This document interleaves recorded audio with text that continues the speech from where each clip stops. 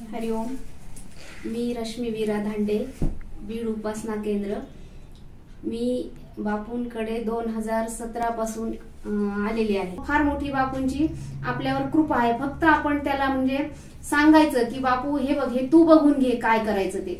बापू बरोबर आपल्या आयुष्यामध्ये म्हणजे जो बदल घडवायचा तो बदल घडून आणतो.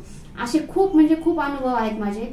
आणि आताच 10 तारखेला 10 फेब्रुवारीला मुलीचं लग्न झालं.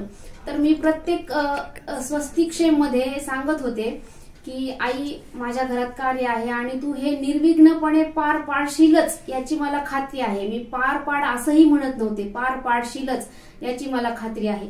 आणि खरंच अगदी ते कार्य इतकं निर्विघ्नपणे पार पडलं की म्हणजे त्यात मला कुठलाही अडथळा आला नाही. म्हणजे ते कार्य खूप निर्विघ्न पार पडलं. ते झाल्यानंतर मला मग तुळजापूरला देवी दर्शनाला जायचं होतं. तर मी आईला सांगितलं, आई मी तुझ्या दर्शनाला यायला लागले बरं का, आणि मला बघ आता तू कसं न्यायचं, मला दर्शनही व्यवस्थित झालं पाहिजे.